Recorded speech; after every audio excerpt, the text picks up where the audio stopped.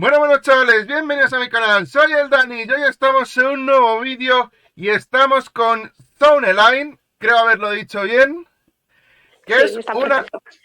una artista, vamos, de la super leche. Y ahora vais a descubrir por qué. Y es que lo que ella hace, aparte de que es ilustradora, pero no es una ilustradora convencional. Hace unas cosas un poco especiales, por decirlo de alguna manera. Bienvenida, Sound. ¿Qué tal estás? Hola, ¿qué tal? Yo encantadísima de estar aquí, la verdad. Gracias por invitarme. Pues yo encantado de también de tenerte por aquí y de mostrar a todos los chavales y las chavalas qué es lo que haces, ¿no? ¿Tú cómo lo definirías?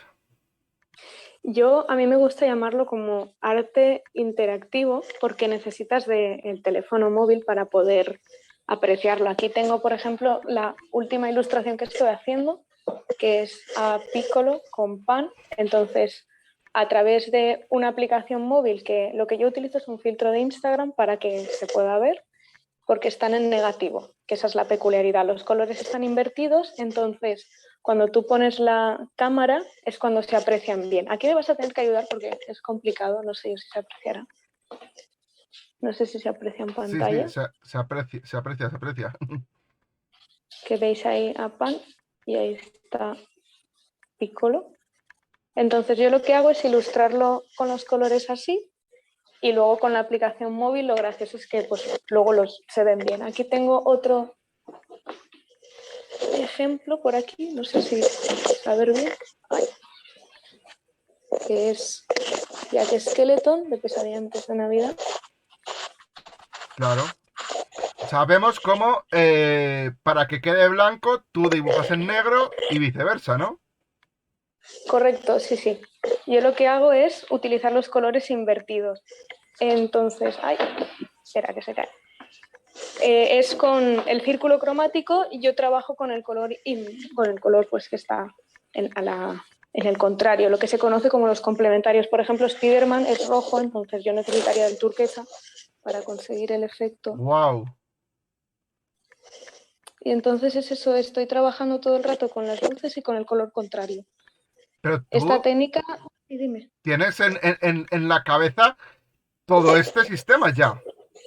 Sí, yo lo que he hecho ha sido aprenderme el círculo cromático, porque básicamente es todo, pues, a raíz de eso, es como no es a lo loco porque sí, sino todo tiene un porqué. Yo estoy trabajando con el color inverso, entonces yo me sé de memoria el círculo cromático porque llevo trabajando con esta técnica desde hace un montón, desde 2014-2015, y al final es por intuición. Aquí Ujú. tenemos a Goku también. Entonces yo ya sé los colores que tengo que aplicar y pues es ir experimentando poquito a poco con las cosas ¿Y y cómo te y dio van saliendo. por decir, pues yo, aparte de que dibujo muy bien, pero quiero, quiero hacer algo un poquín diferente y voy a dibujar en negativo? ¿Por qué surgió esto? En verdad fue todo cosa del azar, porque creo que las mejores cosas pasan un poco así. Y es que los teléfonos antes tenían en lo que era la cámara del móvil un filtro integrado ya que era en negativo. Entonces, mientras yo un día estaba haciendo una foto, una ilustración para subir las redes y tal, sin querer le di al filtro y se invirtió absolutamente todo. Y claro, ver el dibujo directamente invertido a través del móvil me dijo, ¿se podría hacer al revés? Es como, ¿podría yo dibujar en negativo y luego se vería? Hice una prueba muy rápida, muy pequeña, era pues una tontería así en blanco y negro con boli. Y cuando pasé el teléfono y lo vi, dije, ostras, aquí hay algo con que es muy interesante porque cuando tú trabajas con negativo, trabajas con las luces, mientras que cuando tú haces una ilustración normal, estás trabajando con la sombra, porque el Ujú, blanco del papel es como la máxima luz. Entonces, en el negativo es todo lo contrario, el blanco del papel va a ser la sombra máxima y todas las cosas que tú superpongas van a ser las luces. Entonces, para mí me resultó muy interesante. Me puse a investigar y quise ver a ver si había más artistas que hacían estas cosas y encontré a otros artistas que también trabajan en el negativo, pero hoy en día que yo sepa, hacerlo en directo y sin referencias es como todavía no he conocido a nadie que lo haga, así que aquí estamos. Esto es una cuestión de ensayo y error desde el 2014 que te he comentado, porque no hay nada escrito. O sea, es todo trabajarlo y prueba, error, pruebas una cosa, no funciona, pruebas otra y aquí vamos, poquito a poco. Claro, o sea, tú ya tienes una agilidad mental para poder reproducir esto como, por así decirlo, de cabeza, ¿no? Sí, es como interpretar. Últimamente lo llevo pensando mucho, entonces me gusta decir que es como una interpretación, que tú eres como un intérprete que está traduciendo, porque tú ves la imagen o te la imaginas en tu cabeza igual que te imaginarías una cosa que para dibujarla y tal, entonces empiezas a pensar, ¿qué colores utilizaría? El fondo, por ejemplo, de esta ilustración, para mí me supuso un reto porque no sé por qué exactamente, pero es como el hacer cielos y tal es algo que todavía siento que tengo que practicar un montón. Y en esto de aquí yo sabía que el cielo iba a ser naranja y morado, entonces yo pienso, ¿cuáles son los negativos del naranja y el morado? Que suelen ser el azul así medianamente oscuro. Por aquí tenemos un azul índigo, entonces va degradando a un azul prusia para luego virar a un verde, que el verde negativo es morado, luego al amarillo para que luego se quede azul y entonces dentro de lo que cabe, si tú lo aprecias así en positivo, o sea, en positivo, en negativo como está, tiene sentido porque es como no queda feo ni queda impuesto nada, o sea, todo va degradando y tiene una coherencia que es como del azul, es fácil imaginar que pasamos al verde. Y luego cuando le pasas el móvil se ve igual, o sea, de lo que es el naranja va pasando al moradito y al azul y queda como, no sé, tiene sentido. No sé si me explico, pero Sí, sí. Además, los chavales saben que yo también tengo un poco de formación artística y cuando, por ejemplo, trabajé el expresionismo, yo tenía un profesor de dibujo que, para que entendiéramos lo que era el expresionismo, era, si no tengo blanco, pues pinto con verde, ¿no? Un poco los colores te los inventabas para que hubiera una cierta coherencia pero al mismo tiempo fuera algo más aleatorio o más, por así decirlo, anárquico. Tú todo lo contrario, o sea, no es que sea ni aleatorio ni anárquico, o sea, tú lo que haces es darle sentido, pero invirtiendo los colores, o sea, yo no sé si esto ya se puede catalogar como estilo artístico igual que el impresionismo, expresionismo, dadaísmo o directamente es algo mucho más, por así decirlo, matemático, ¿no? O sea, lo que decimos de los números positivos y los números negativos, pues tú lo has llevado al color. oh, la verdad es que es una pregunta muy interesante, no me había formulado nadie nunca, la verdad. O sea, es como, oye, pues puede ser, no sé, es por lo que te digo que hay como artistas por ahí desperdigados que también hacen cosas en negativo, no hay nada escrito, entonces estamos tanteando a ver qué sucede, pero sí que es verdad, o sea, todo tiene una lógica, por lo que te digo que como estás trabajando con el complementario, aunque el color sea invertido, dentro de lo que cabe todo el cuadro está armónicamente bien, porque si tiene sentido de una manera, aunque lo inviertas, también tiene sentido de otra manera. No sé si Exacto, es sí, sí. como Piccolo es verde, entonces yo sé que el verde es un color que funciona muy bien, pues eso, ¿no? Con un color, pues con un fondo así naranja para que resalte el verde, porque al final todo es teoría del color. Yo es que estoy obsesionada con las teorías del color. Entonces, sí, es eso, o sea, el verde, luego es morado, el morado funciona bien con esto, porque ¿sabes? O sea, todo tiene sentido, porque aquí hay morado, pero aquí hay verde también, entonces resalta y no sé, cosas. No Claro. sé, es bonito. Eh, ¿Tú cómo empezaste? Porque yo ya estoy pensando que lo más sencillo, por así decirlo, es trabajar con colores planos, ¿no? O sea, si yo tengo un dibujo estilo Peppa Pig, por ejemplo, eh, sí, ¿cuál sería el complementario del rosa? El rosa es un verde así más, o sea, es lo que dices, es matemático. El rosa al final es la mezcla de lo que es el rojo y el blanquito para degradarlo un poquito. Entonces, si tú sabes que el negativo del rojo es como un turquesa tirando así más a verdecito porque el rosa también tiene morado, Entonces se veía como un azul verdoso muy claro, muy pálido. Entonces tendrías que añadirle un poquito de blanco o quizá te diría que más bien añadirle un poco de negro para conseguir ese color blanco que tiene el rosita. Buah, O es sea, que es una pasada para... O sea, tú lo haces sencillo, pero ¿habéis dado cuenta, chavales, cómo funciona la cabeza de esta chica? Es que es matemática pura. es que sí, es como las matemáticas, pero aplicado al color. A veces es como complicado y hay veces que tengo momentos de decir, espera, espera, a ver. Digo, porque claro, tú lo entiendes de una manera, o hay gente, por ejemplo, que se queda rayadísima porque las zapatillas de Pan, por ejemplo, aquí es como un azul turquesita muy pálido y es azul. Hay gente que lo que más me dice es que estoy viendo los mismos colores, pero luego pasas el móvil y ves cómo se invierte. Y por ejemplo, lo que son los zapatos de Pan están hechos con un turquesita, así tirando más azul, pero tan pálido para fusionarse con el negro del papel que luego cuando pasas el móvil se ve marrón. Y hay gente que dice, pero ¿cómo se puede ver marrón si ese azul es el mismo que este? Y es cuando dices, es que no es el mismo, que ahí está un Claro, poco la cosa. claro, Por eso claro. te digo que es como ensayo-error todo el rato. Yo empecé con colores planos, pues realmente empecé con las luces. Yo me acuerdo que hice una ilustración, de hecho voy a sacar dentro de poco, momento aquí, spam, voy a sacar un artbook de recopilatorio de todo mi trabajo en negativo. Dentro de ya, está ahí ya el artbook. Entonces, me gusta porque se ve todo el proceso, ese que estamos hablando de cómo se empezó. No empecé directamente con color porque esto era muy grande, o sea, era literalmente cambiar todo, toda la forma de pintar y de repente tú no podías pintar de forma convencional, que es lo de el blanco siendo como la máxima luz, porque aquí es la máxima sombra. Entonces yo empecé a bolígrafo haciendo cosas en blanco y negro para entender las luces.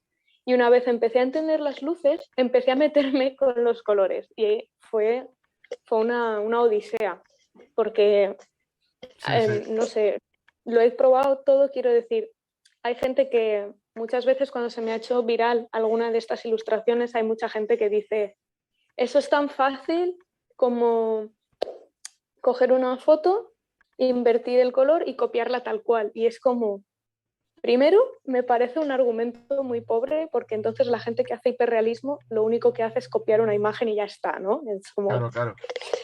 bueno, pero tampoco es eso porque cuando tú inviertes una foto tal cual, hay muchos colores que tú pierdes y no los ves. Pues es como cuando haces un retrato, que cuando haces un retrato tú sabrás si has estudiado Bellas Artes y tal o entiendes de pintura, que la piel tiene tonos verdes, tiene tonos morados, tiene tonos rosas, tiene de todo tipo de color en la piel, pero claro, son manchas tonales que están ahí para darle esa sensación de realidad. Pues con el negativo pasa lo mismo. Lo que pasa es que tú cuando inviertes una foto, eso no lo ves. Entonces, mis primeros negativos cuando yo estaba tanteando, claro, te tienes que aferrar a algo. Entonces sí que había veces en las que para estudiar sí que invertías, intentabas copiar, pero luego mirabas con el móvil y dices, ¿por qué no es esto igual que esto si yo siento que sí? Entonces, lo que yo he decidido que es como que lo mejor es tirar de intuición y traducir a cómo lo harías de normal para hacerlo luego en negativo más que copiar una imagen tal cual porque la imagen como que confunde.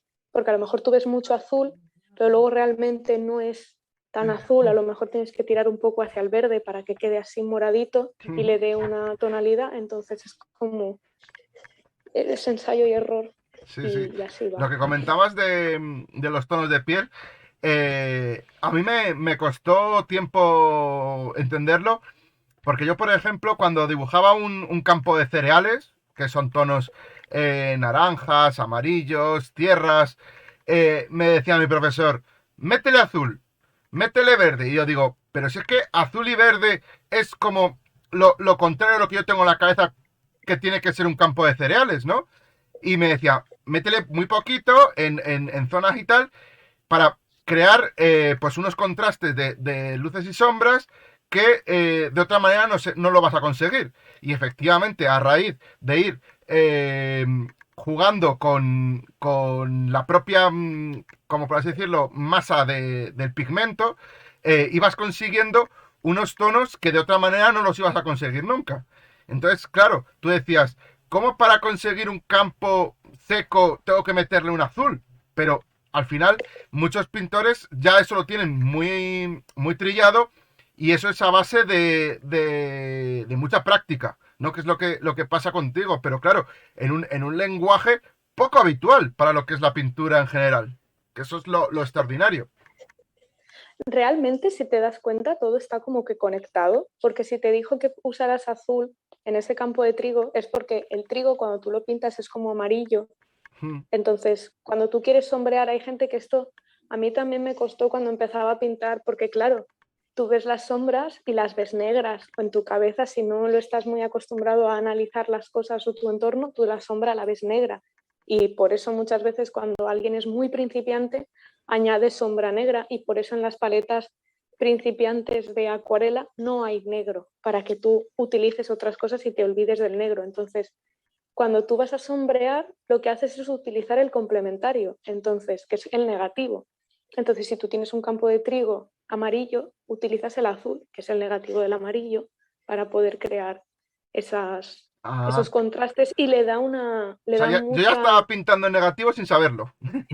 Sí, más, o sea, es que la base estaba ahí, porque es como el tema de las triadas de colores o los complementarios y todo eso, al final reside en lo mismo. Tú utilizas el contrario para generar un contraste y que la ilustración gane mucho cuerpo y mucha armonía cromática que se llama. Y entonces es como, la base está ahí, pero no sé, es como, no entiendes todas las posibilidades que pueda tener o no las percibes, que era lo que me pasaba a mí. Y desde que trabajo así, yo he entendido muchísimo mejor absolutamente todo y es como, no sé, a mí me sirve un montón para entender las cosas, porque es lo que te digo, es como tú aquí ves una paleta muy fría, pero es porque luego es muy cálido.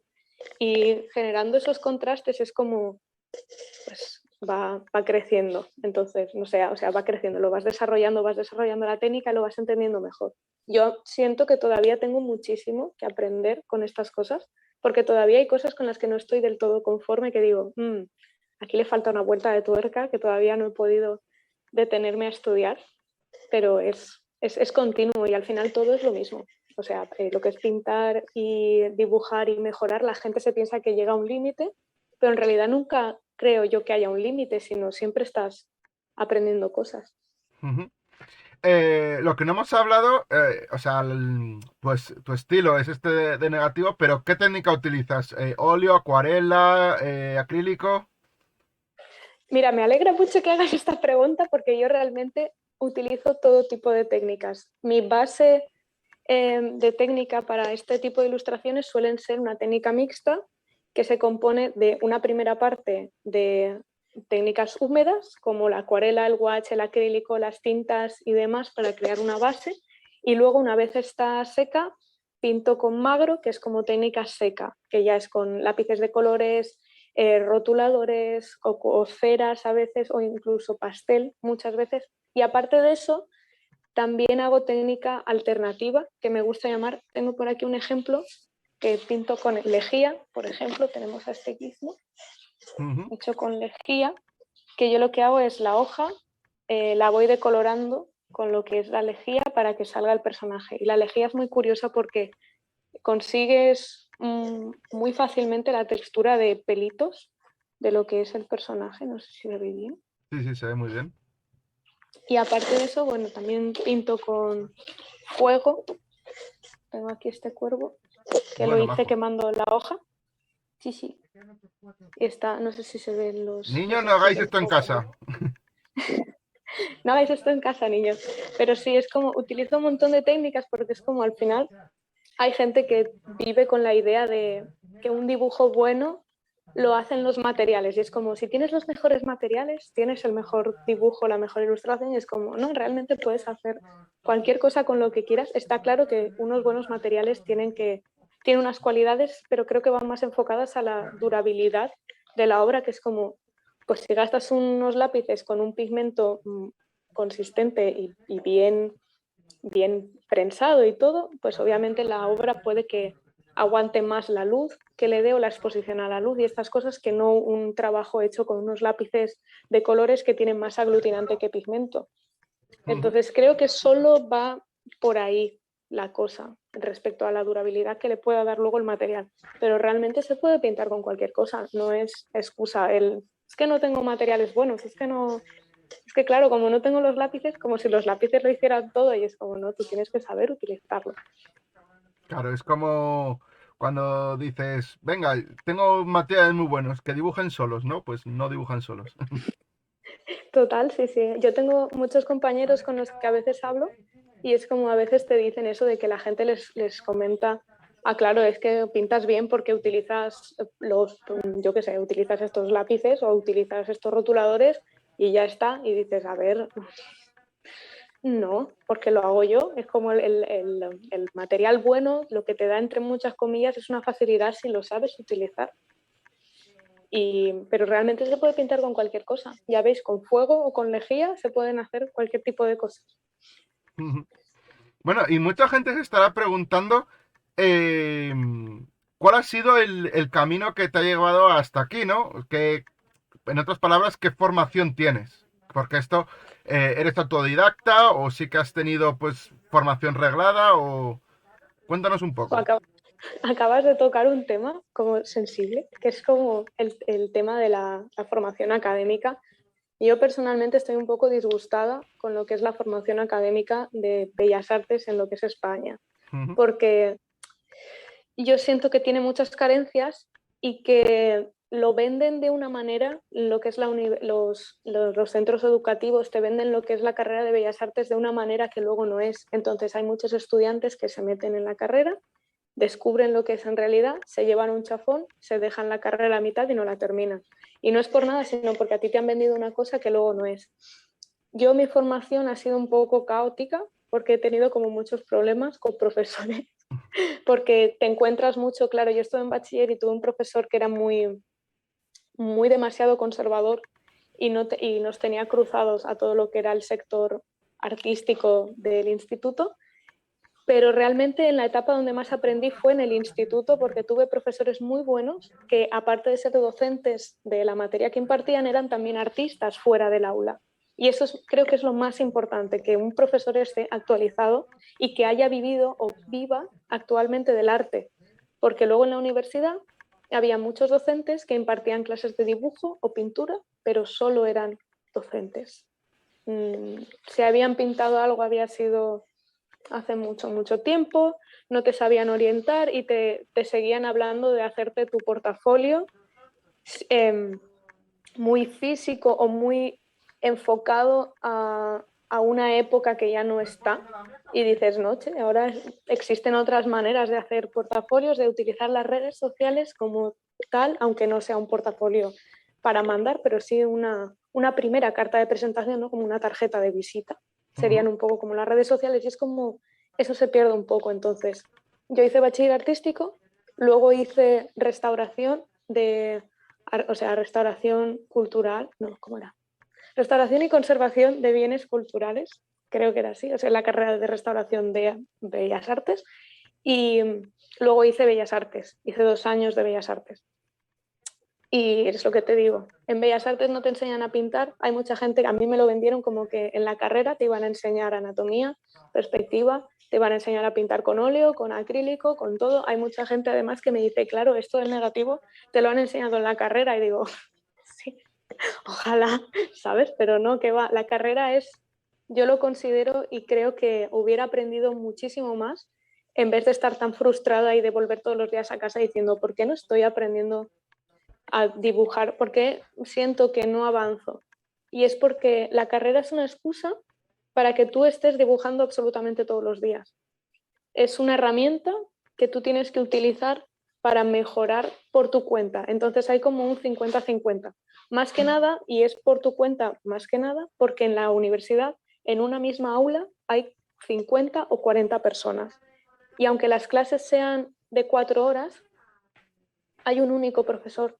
Y ese único profesor en 4 horas no le da tiempo a pasarse por todos los caballetes de clase, dándote la opinión, deteniéndose contigo o echándote un cable. Por eso yo en bachiller aprendí tanto, porque en lo que era el aula de, yo qué sé, de técnicas gráfico-plásticas y demás, había un profe, pero solo éramos 10 alumnos, y de hecho me parecen muchos, no sé si éramos o 6 o 10, Y claro, en una hora el profe pues sí que se podía pasear por toda la clase y verlos a todos y sentarse contigo a tu lado y decirte, ay, pues esto, o tú le podías preguntar, es que esto no sé, no me sale, ¿cómo lo harías? El resumen que yo haría de hacer bellas artes sí o no, porque creo que es una pregunta que mucha gente se hace, yo, a pesar de mi mala experiencia, diría que sí, aunque dependiera de tus objetivos. Si tú quieres aprender a pintar o a dibujar o lo que sea, si solo quieres eso, aconsejaría que la gente se metiera en una especie de academia o hiciera un módulo de ilustración o de lo que quisiera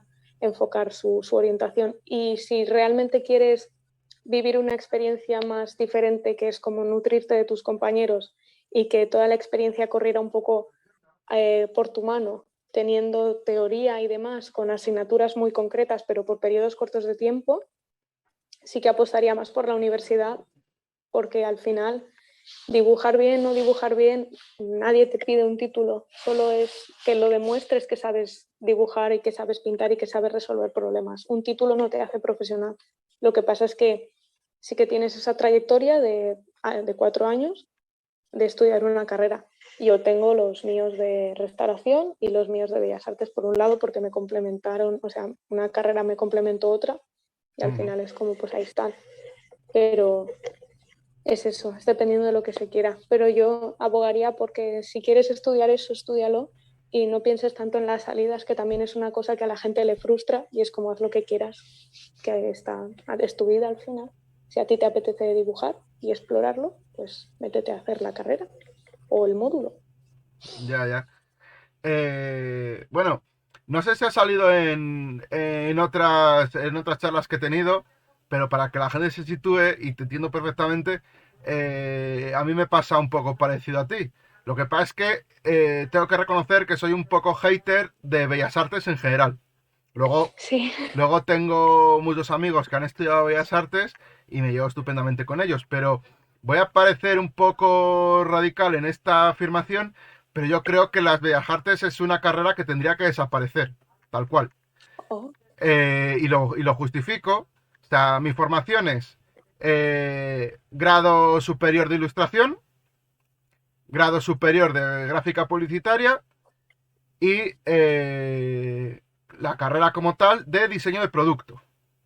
Todo eso se hace en escuelas de arte, que son, por así decirlo, las grandes olvidadas de todo esto que yo quiero siempre reivindicar. Eh, yo cuando estudiaba ilustración tenía amistades con gente que estudiaba Bellas Artes. Para la gente de Bellas Artes, la ilustración como tal es una optativa, por lo menos en mi época, que ahora yo no sé si habrá cambiado, cuando yo estaba 24/7 prácticamente con el chip de la ilustración. Creo que en Bellas Artes se estudian muchas cosas, pero no se especializa prácticamente en nada. Porque efectivamente luego, ¿qué sentido tiene una carrera como Bellas Artes cuando existen el módulo de ilustración, el módulo de escultura, fotografía, diseño web, yo qué sé? Que al final casi toda la gente de Bellas Artes acaba en esos lugares también. Porque efectivamente tú no trabajas por así decirlo, bello artístico, ¿no? Algo así. Tú acabas trabajando, por eso, de escultor, de pintor, de fotógrafo, y la gran mayoría de la gente de Bellas Artes también acaba en la docencia. O sea, no es algo que tenga una salida así como súper clara. En cambio, otros, pues eso, gráfica publicitaria, pues acaban siempre en agencias de publicidad o en estudios de diseño gráfico, etcétera. Creo que sale la gente mucho más preparada con los módulos, pero socialmente, como que siempre el universitario va a estar por encima de alguien que ha estudiado FP, por mucha superior que sea la FP, ¿no? Entonces, por eso me lleva a ser un poco hater de las Bellas Artes y lo que dices tú. O sea, yo cuando estudié, por ejemplo, la carrera de diseño de producto, tuve de profesores arquitectos, que nada tenía que ver con una carrera artística. O sea, la arquitectura es algo muy técnico, muy cuadriculado, y no tenían esa sensibilidad artística que puede tener alguien que haya estudiado, pues eso, temas de color, temas de forma, tema de tal, pero con una expresión más artística que técnica. O sea, si hubiera querido meterme en algo más técnico, me hubiera metido a diseño industrial, no a diseño de producto. Para que es la gran diferencia entre el diseño de producto y el diseño industrial. O sea, el diseño de producto se centra más en las ideas y en dar una solución a problemas reales, y el diseño industrial es más de decir, oiga, para hacer esta máquina necesito tal pieza. Fin del asunto. Y necesito una pieza que tenga no sé cuánto de diámetro, no sé cuánto de milímetros, mucho más código de números que código de sensaciones, por así decirlo. Son dos mundos totalmente diferenciados. Aunque el gran público en general no lo perciba como tal, pero cuando estás dentro sí que se percibe mucho, ¿no? El tema de los sentimientos, de las expresiones, de lo que el artista, por así decirlo, quiera expresar, frente a algo que se cierra mucho más en dar respuestas racionales, por así decirlo, como son los números. O sea, para que nos hagamos una idea, cuando todos hemos tenido en nuestras casas en los años 80-90 el teléfono llamado góndola. Sí. Era una cosa funcional, pero a la vez bonita, ¿no? O sea, un teléfono que hacía como una semicircunferencia, pero mucho más estilizada, y se premiaba el aspecto estético muchas veces por encima del aspecto práctico. Y entonces es un poco eso, o sea, saber qué es lo que quieres primar. Y habrá ocasiones que vas a primar el aspecto práctico, otras veces que vas a premiar el aspecto simbólico o el aspecto estético, ¿no? Que son las tres caras de la misma moneda, por así decirlo, que tenemos siempre en el mundo del diseño, del arte y demás. En tu caso, creo que has hecho una fotografía muy clara de lo que es la realidad del mundo artístico en España actualmente, sobre todo a nivel académico, y por eso me encanta lo que has comentado. Y sobre todo, que... Pero es que hay una cosa que no estoy muy de acuerdo, a lo mejor por mi experiencia y tal, que es que la gente se meta en un estudio artístico sin tener en cuenta las salidas.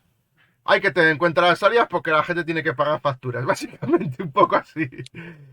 Pero, pero claro, el mercado laboral que hay ahora mismo en España para cualquier cosa relacionado con el espíritu artístico, la gente tiene que tener claro que es súper chungo. Pero es Entonces, que, eh, dime, perdón. sí que tiene que valorar un poco a qué se quiere dedicar profesionalmente. Y incluso valorar la posibilidad clara que si se quiere dedicar a esto, tiene que salir de España.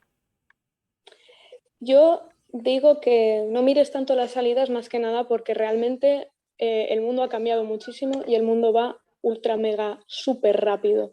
Y hay profesiones hoy en día que existen y que son reales, que hace 10 años nadie se hubiera planteado que alguien pudiera vivir de literalmente eso. Por eso me refiero a que es que hay gente que se frustra mucho por el tema de es que, es que no sé a qué me puedo dedicar siendo artista, que es como lo dije en una charla, me llamaron para hacer una charla en un instituto y me dijeron algo como, yo dije, tú no eres artista, ni escultor, ni eres diseñador, no es nada. Digo, primero que nada de todo eso, eres autónomo, que eso es Claro, algo que no te dicen en ningún sitio. Y a mí fue como, claro, por eso digo que da mucha rabia porque realmente la gente que te tiene que orientar, que son los profesores, no tienen ni la más remota idea lo que es la carrera, lo que son las bellas artes en general o las plásticas.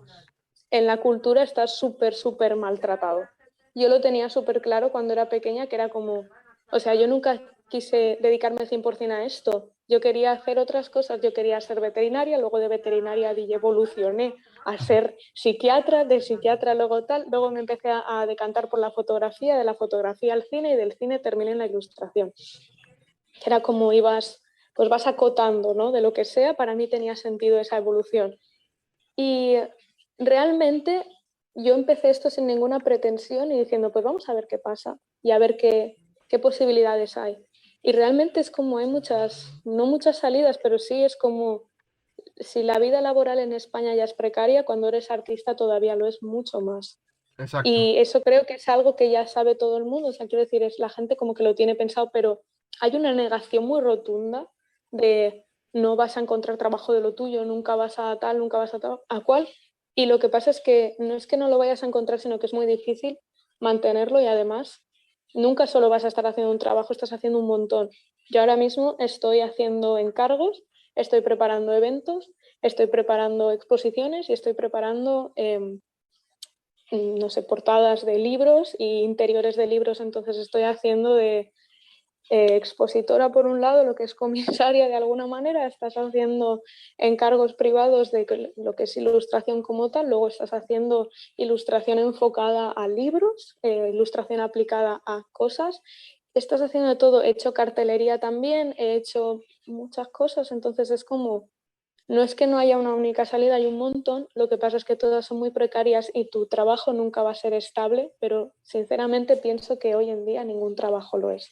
Tengo un montón de amigos que cada mes o cada 6 meses están cambiando de trabajo porque no hay una estabilidad laboral y los trabajos estables que hay hoy en día es de gente que ya era mayor antes de mi generación y los está manteniendo y de milagro que mucha gente los mantiene. Entonces, por eso digo que es como el mundo ya es suficientemente inestable, haz lo que quieras y las salidas aparecerán a lo mejor, pero es como para perder el tiempo haciendo algo que no quieres. Yo es que sí que he estado en los dos mundos de, yo hice restauración porque, por lo que te digo, tuve unos problemas en bachiller con un profesor que nos suspendió toda la clase, entonces tardó más en moverse mi futuro, por así decirlo, en moverse mi vida de alguna manera, entonces terminé estudiando restauración porque no llegué a entrar en Bellas Artes aunque tuviera la nota porque no había plazas, estaba muy saturado.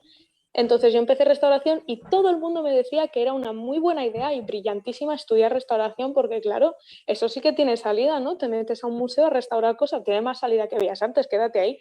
Y yo intentaba pasarme al otro lado, pero burocracia también es un problema que hay en España muy extendido, que es como va todo muy lento, todo muy mal y es como, pues sí, yo tuve muchos problemas para cambiarme de una carrera a otra. Y estuve 3 años haciendo una carrera que odiaba, detestaba, no me gustaba para nada y era muy frustrante y era como, realmente tuve una conversación y me acuerdo con mi madre por teléfono diciéndole, como no me cambien al año que viene, yo esto me lo dejo porque es que no lo aguanto más, es que no aguanto más esto, porque Claro, es una carrera. un poco lo que comentaba yo, o sea, en restauración no tienes muchas posibilidades, corrígeme si me equivoco, de expresarte artísticamente, ¿no? Para nada, es que no tiene nada que ver, nada que ver. Además, restauración es como, esa es otra de esas asignaturas, o sea, carreras, que yo sí que pienso como tú, muy, muy, muy tal. Esto tiene que o desaparecer o lo tienen que reestructurar porque ni ellos mismos tienen claro lo que quieren hacer ahí. Es como, estás haciendo bellas artes al principio, pero muy de aquella manera, y luego empiezan con teorías de, había una clase que era muy así tipo debate, y era, para mí era frustrante porque tengo como que problemas de ansiedad y que las cosas no se cierren o no tengan sentido o tal, a mí me descoloca mucho. Entonces la clase de debate era, proponían un debate de, encuentras unas ruinas, ¿qué hay que hacer? ¿Reestructurar las ruinas y recuperarlas para que esas ruinas dejen de ser ruinas y vuelvan a ser un castillo? ¿O las dejas como tal y las conservas? Y entonces era como, hombre, pues lo suyo es el trabajo de un restaurador, que hay gente que se piensa que un restaurador lo que hace es que un cuadro tiene que volver a estar como el primer día que lo pintaron y no es verdad. Un cuadro se supone que lo que tienen que hacer es frenarle todo el deterioro que esté sufriendo el cuadro, intentar arreglarlo de alguna manera y ya no mejorarlo para que vuelva a estar como antes, porque tú nunca vas a poder repintar con exactitud, repintar o reesculpir algo que se ha perdido y que no sabes, porque a lo mejor pierdes aquí un trozo de tela y dices, ah, bueno, como toda la camisa es azul marino, o sea, azul marino, pues esto también. Pero es que imagínate que aquí había un emblema de lo que fuera o lo que sea, ¿sabes? No lo sabes, no tienes, a menos que tengas una prueba como tal. Entonces lo que se hace es que tú pones aquí como una especie de pasta en lo que es el cuadro y a rayitas muy finitas intentas emular este color aquí. No pintas, pones una mancha, sino que dentro de ese rectangulito, sin invadir la obra, haces el esto. Entonces lo que consiste en la restauración es que el cuadro no se ponga peor.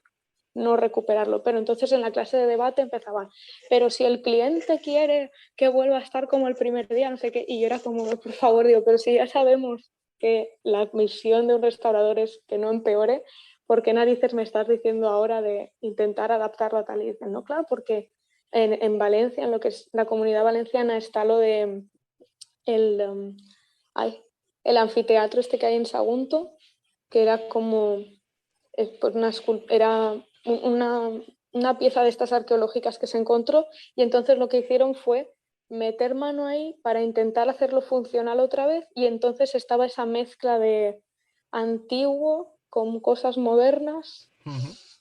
y, y es un poco como desastre, pero no, pero sí hay como mucha controversia, creo que iba por ahí la movida, pero es como Yo lo está tengo esa guerra súper ahí. claro. O sea, creo que hay mucha gente que se pierde en debates, como dices tú, estériles, ¿no? Que de algunas maneras incluso pueden llegar a ser frustrantes. Cuando en la sociedad actual que vivimos es tan sencillo como el que tiene la pasta manda. O sea, ya está. O sea, tú, Yo pensaba así. por mucho que quieras conservar o por mucho que quieras eh, tal, al final, si te dice alguien con pasta, haz esto al otro, lo vas a tener que hacer. Fin del asunto. O sea, Exacto, ya no hay debate. exacto. Ya no hay debate posible. A mí me dice el que me encarga, haz esto y lo voy a tener que hacer. Tengo que saber hacerlo, eso es la clave. Pero sin más. Exacto. O sea, al final, de qué sirve que yo tenga una cierta moralidad o unos ciertos principios si me van a decir o haces esto o te despido y voy a encargar a otro que lo haga? Porque es lo que quiero. O Sí, sea, ya está. O total. sea, vamos a andar perdiendo el tiempo en debates estériles, como digo, y si tendría que ser de una manera, si tendría que ser de otra, cuando al final, poderoso caballero es don dinero, ¿no? Que se suele decir. Entonces, Sí, yo también claro, te da rabia, ¿no? Muchas veces, pero tú la rabia, pues, ¿qué puedes hacer? Pues tenerla y relativizarla o pegarte de cabezazos contra la pared, contra el mundo. Es un poco así. A mí me ha costado, porque yo era muy romántico, ¿no? También.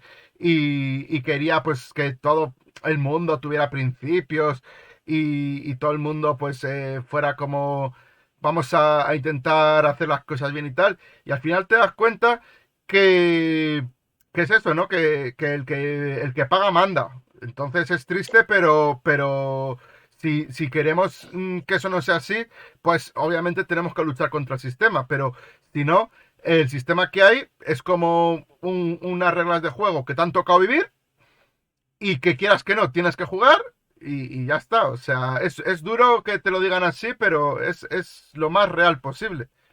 Entonces es que es tal cual. es un poco lo que hay, ¿no? Y sobre todo que esto choca mucho también con la libertad creativa, ¿no? Que tiene cada artista en el sentido de que no sabes hasta qué punto estás haciendo lo que quieres o estás haciendo algo para que guste, te lo compren y como hemos dicho antes, puedas pagar esas facturas, ¿no? Que no te puedes eludir de ellas. Porque el artista Claro. no es un ente extraño que ha caído en la tierra y que vive al margen de la sociedad, sino todo lo contrario, tiene que incorporarse en la sociedad. O sea, forma parte de Mm, ella. Entonces, claro, y aparte, que es el gran incomprendido de la misma. En el sentido de mm. que como pintamos y se supone que de niños ya nos han enseñado a pintar y hacemos cuatro cositas, no está realmente valorado, no está puesto en valor. Y Mm. ¿cuántas veces te han dicho a ti, oye, tú que pintas bien, ¿por qué no me regalas un dibujo?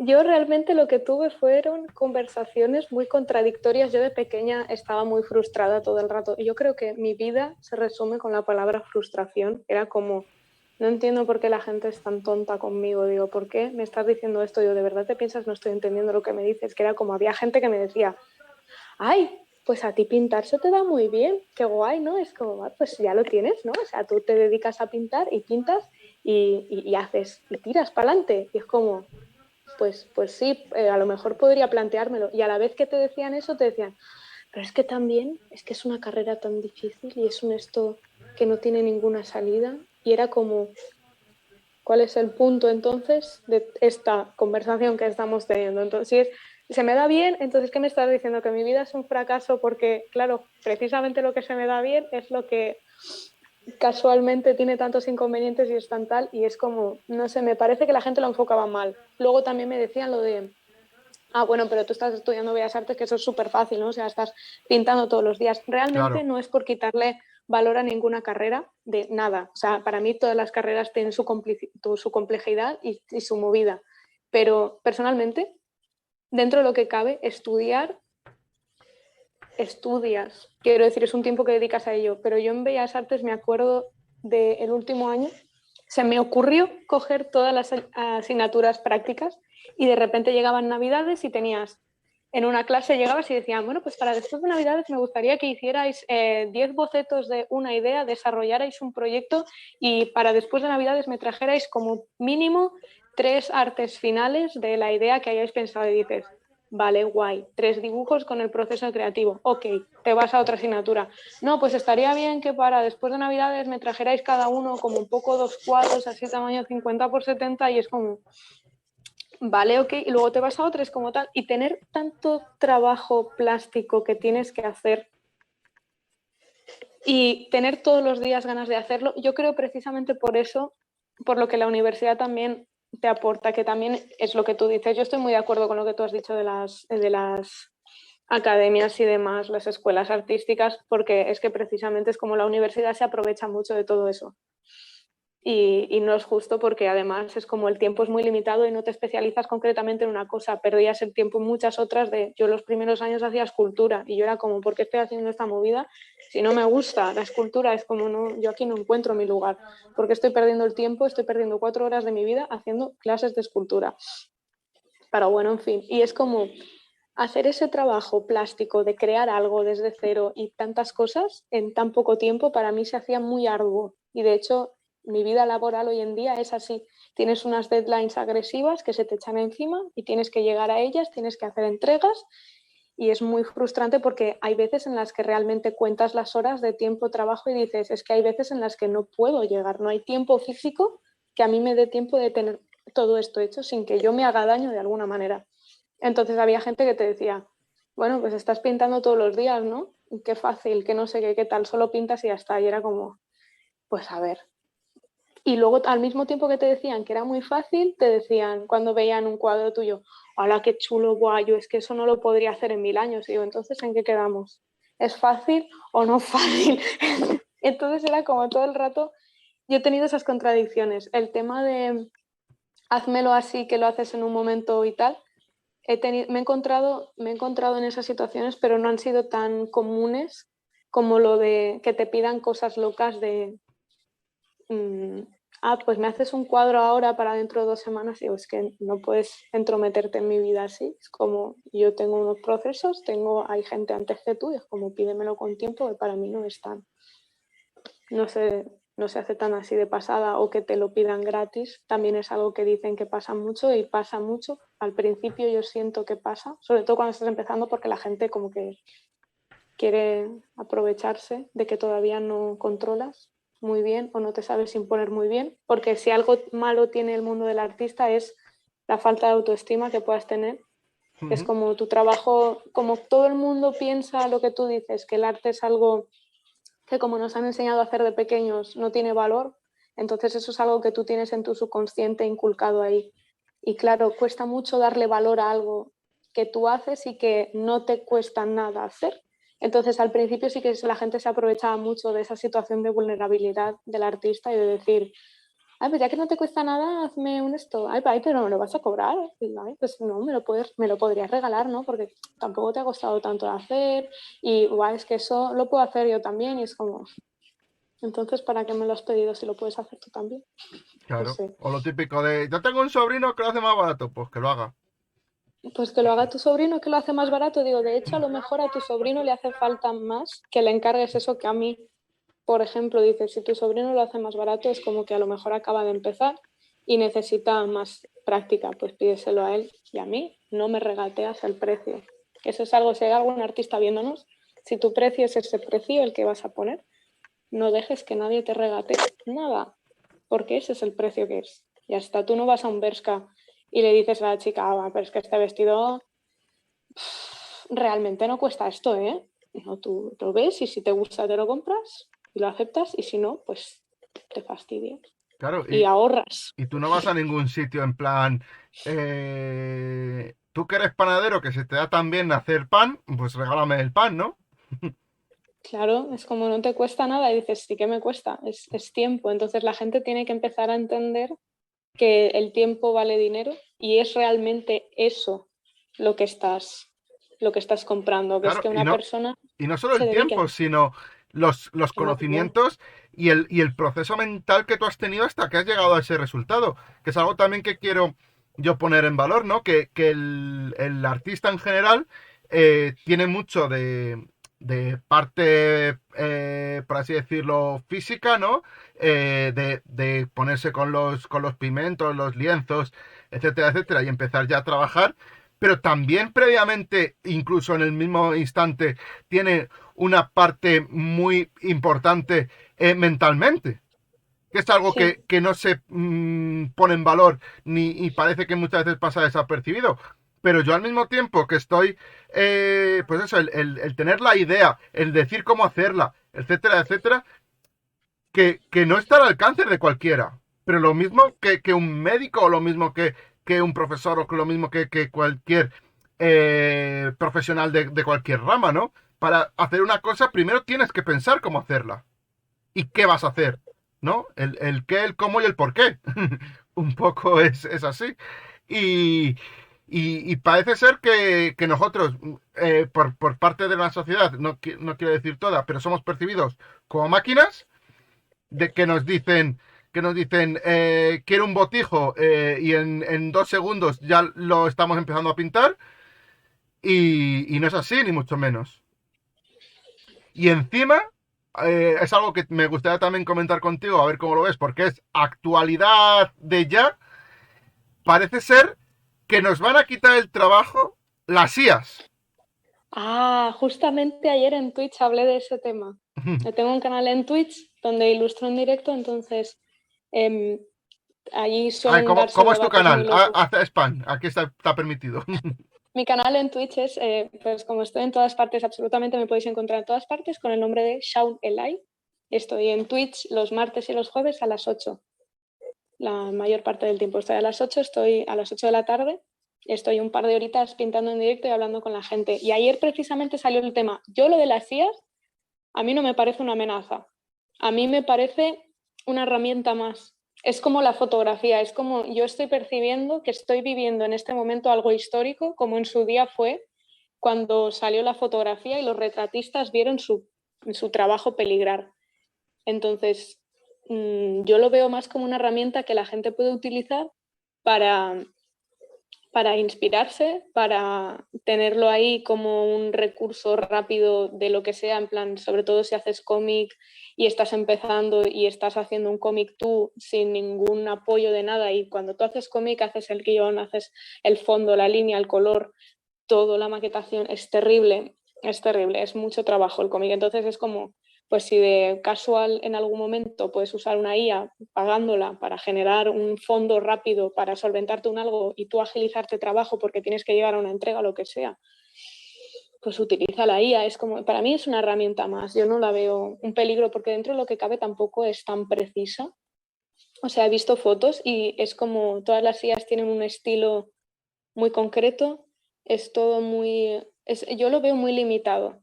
Y dentro de lo que cabe, el resumen que yo considero con lo de las IAs es que las IAs son limitadas porque dependen de un bagaje de imágenes. Y las personas también, o sea, lo que es la imaginación está limitada a las imágenes que tú metas en tu cabeza. Pero dentro de lo que cabe como persona, creo que tú tienes muchas más imágenes y tienes muchas más cosas a percibir que no una IA que siempre va a estar limitada a los parámetros que tú le quieras añadir. Personalmente es lo que pienso respecto al tema de lo de las IAs. Yo no lo veo un problema, para mí es como una herramienta más que está ahí. Bueno, pues con eso nos quedamos. Vamos a ir dejándolo. No sin antes decir que este fin de semana nos vamos a ver, ¿no? Sí, este fin de semana nos vemos en Segovia Freak. Tengo muchas ganas de estar por allí. Segovia Free, que como sabéis, aquí chavales, los estamos apoyando en el canal. Iremos, vamos, daremos un abrazo a Sound si nos deja. Sí. Y a todos los que os paséis por ahí, que va a estar muy chulo.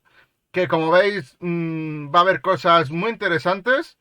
Y todos nos lo vamos a pasar bien con cosas que nos molan. Y si no, pues eso, que podéis charlar con cualquiera de nosotros y preguntarnos lo que queráis, que ahí estaremos. Y que vais a poder encontrar a este pedazo de talento que vamos, madre mía, que es un placer conocerte. Y vamos, súper agradecido porque te hayas pasado por este canal. No, agradecida yo porque me hayas invitado. Esto es como muy bonito y además es eso. En Segovia Freak voy a estar además realizando una ilustración en directo en negativo para que los asistentes puedan pasar y ver el proceso desde cero de algo como esto, por ejemplo. Todavía no he dicho de qué va a ser la ilustración, es como pequeño secreto, pero pronto lo desvelaré por redes, así que estad atentos porque va a estar muy bien. Y así pues si os pasáis a lo largo de los días, pues podéis ir viendo cómo evoluciona, cómo avanza y cómo se crea una ilustración en negativo. Bueno, y si quieres dejar también unas palabritas para los chavales y las chavalas que han llegado hasta esta parte del vídeo, este es el momento. Que muchas gracias por ver el vídeo, la verdad, por aguantar la charla y por estar aquí atentos a nosotros, que es, al final es esto, es nutrirse con conocimientos varios de gente que ha pasado por unos procesos, entonces eso es bonito porque creo que no hay mejor forma de aprender acerca de algo que gente que realmente ha vivido ese algo y es nutrirse un poco también de esas experiencias. Así que muchas gracias por vernos y por dedicarnos vuestro tiempo. Pues nada, yo repetirte que muchas gracias por tu amabilidad, por compartir con nosotros todo lo que sabes, que se nos han quedado muchas cosas por hablar, así que invitarte a que con tranquilidad y cuando puedas, volverte a pasar por este canal cuando quieras y que seguimos en contacto. Por supuestísimo, yo encantada. Y que, chavales, ya sabéis, si queréis ayudar a crear estos vídeos como este, lo que tenéis que hacer, dejad un buen like, suscribiros si no lo estáis, no olvidarse de activar la campanita para estar notificado de todo lo que subo. Y nos vemos en el próximo vídeo. ¡Adiós! Mirad cómo no estoy. Ahora no estoy, ahora sí estoy. ¡Adiós!